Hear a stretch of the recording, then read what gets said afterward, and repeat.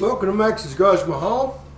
Today we're going to attempt to show you how to reset the Kohler Bosch computer system. This is a CV745 Kohler on this particular machine. This is a Hustler Super Z, and it was running really lean, and we've already done a reset on it. So this video is just to show you how to do it, because I rushed through it the other day and didn't really tell you exactly how to do these things by visual. So this is going to be a visual process. So I'm going to also include this little write-up I did, and it'll also show you the jumper that you're going to cross, so you'll know how to do it, and you'll be able to copy this off from the links below, description below. So let's get started. Number one, you're going to start the engine, and you're going to idle it or run it to whatever RPM you like until the engine gets warm, and then you can idle it down and the engine idles smoothly. Now it's fuel injected, so if everything's working relatively normally, even though it needs a computer reset, it still should idle. So with that said, let's go ahead and start the engine, let it run, and I'm going to cut the film until it's up to normal idle temperature, regular temperature. I'm going to give it about half throttle.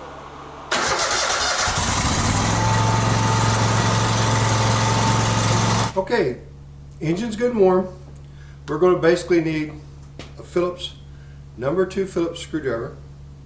And the reason for that is we're going to adjust the idle speed. We also need a tachometer of some sort. I like to install them directly on the machine, and most machines really should have them. And I've already set this down to 1500 RPM. And I will point to how to do that. Most of you probably already know how to adjust the idle speed up or down via a screw on your speed arm, whatever you want to call it. So what we're going to do now is we've already fired it up. We've run it and got it warm, which I'm going to demonstrate real quickly how to adjust this up or down. And then we're going to go about setting and showing you how to reset the computer.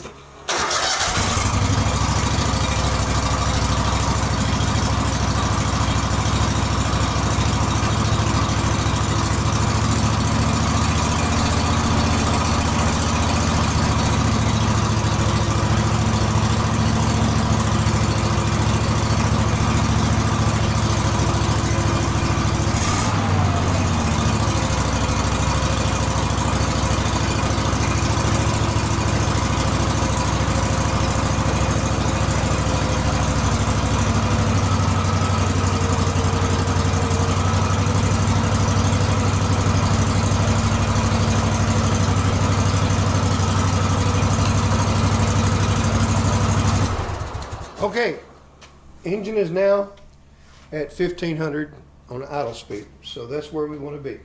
Now let me adjust the camera so you can see what I'm doing, and I'll be right back. Okay, engine is now at 1500 on idle speed, so that's where we want to be. Now let me adjust the camera so you can see what I'm doing, and I'll be right back. Okay, so you see the little jumper thing on the top of the wiring harness for the test circuit? Alright, that's what we're going to do now. So let me show you something. You do not have to have that factory test jumper, and you'll see right here, get up here where you might be able to see where this tab broke off. When I did this on this machine the other day, it was so cold out here, everything was below zero. Everything broke on this sucker as I started removing that cover. So what you're going to do is you're going to go to this side. You've got a rounded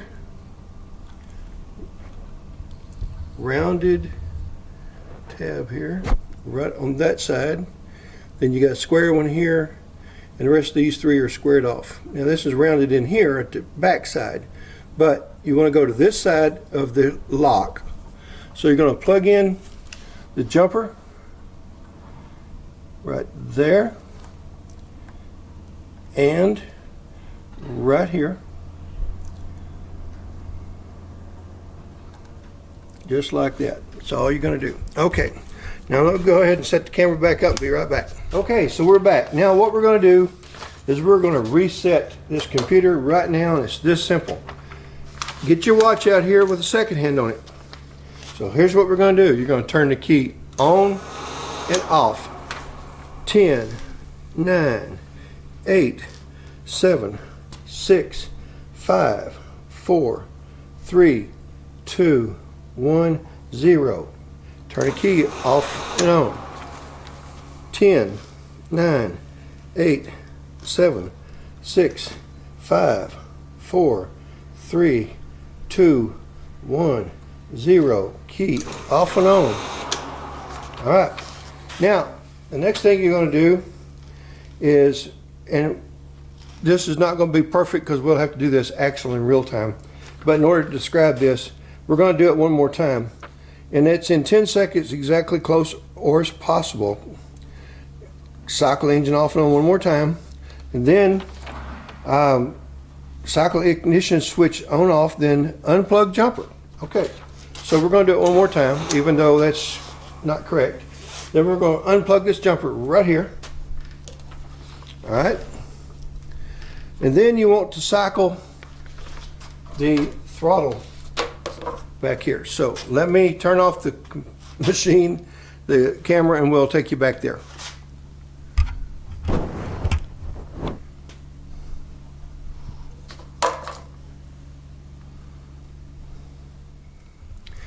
Now we want to cycle the throttle right here. Oops, lost it, got my own way. Do that one time. All right, now we're going to move back around here.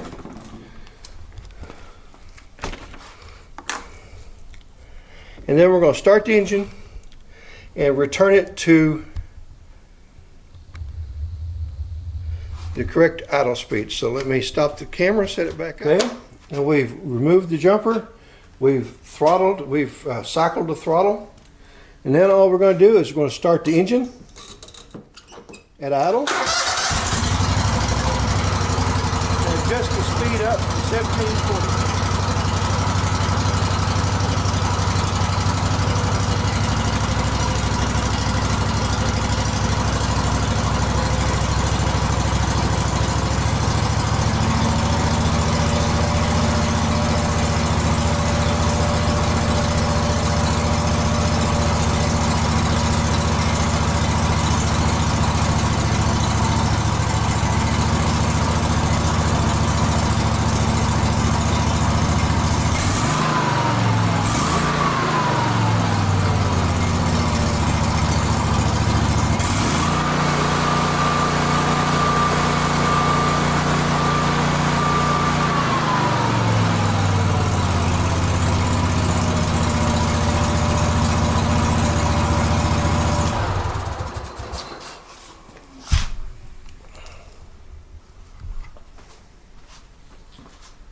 Now, how hard was that? That's pretty simple. So let's walk through this again. We're going to start the engine, let it warm up, whether it's 100 degrees outside or if it's like it was the other day below zero. Start the engine, let it warm up. As soon as it warms up, gets the temperature, idles just fine. Make sure it's engine's, fairly normal temperature. Shut the engine off. Okay. Remove this test port cap. Lay it somewhere where it won't idle and fall off and you can't find it. And then, but I think if yours is still in good shape, that's actually got a little retainer clip on it, so it's not a big deal. All right, so now you're going to put a jumper across those two wires on the test port. Then you're going to turn the key on and off. You're going to count to 10 and actually use your stopwatch to use it because you want 10 seconds. And then turn off and on, do it 10 seconds. Off and on, 10 seconds. And then you're going to do it one more time. At the end of 10 seconds, you're going to then remove the jumper. You're going to start the engine, return your idle speed up to 1740, 1750. And then you're going to, you're set, you're done. That's all you have to do. And you basically, all you need, a Phillips #2 Phillips screwdriver. So hopefully you got something out of it. I will go ahead and make a photocopy of this. I will put it in the description below. It's real easy to follow. I made it as step by step as possible. I mean, as close as I could as possible to follow, and you'll be done. Now, I'm going to make another video on the same thing, and I may make it live where I just do everything in the video. If you want, let me know in the description below and the comments below. But this one was running extremely lean, and it was burning up. I mean, it was just terrible. It was melting everything around it. So I found out through the manufacturer's employees and the computer people up there that they stated if it's running extremely lean, it's going to need to be done twice. You're going to need to do it and start the engine, warm it up, run the idle down to 900 RPM, and then shut it off. 10 seconds, you're going to turn the key off and on again. So you're going to follow the same procedure, but you're just going to do it at 900 RPM. As soon as you get through with that and you run the engine, then adjust the idle up to 1500 RPM and then follow the procedure I just showed you, and that'll take care of your lean, and as well as take care of resetting the computer in both modes. Whatever you do, do not forget to cycle your throttle, because that's what tells your throttle control or throttle position switch where the engine is running. This thing would not run 3600 RPM. It now runs exactly 3600 RPM, not 3601, not 3550. It runs 3600 RPM. So that's what I was after. I was after also making it rich enough that it would pull, because in the summertime, the couple of times I did mow with it, this thing would absolutely die if you tried to run more than a mile and a half hour. I mean, it would just absolutely kill the engine.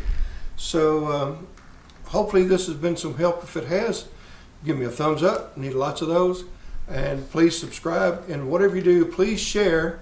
We need these videos out there so people can get all the help that we can give them, that you can provide them. And we appreciate you guys coming by Max's Garage Mall. And as we always say, y'all come back, see us now. Yeah?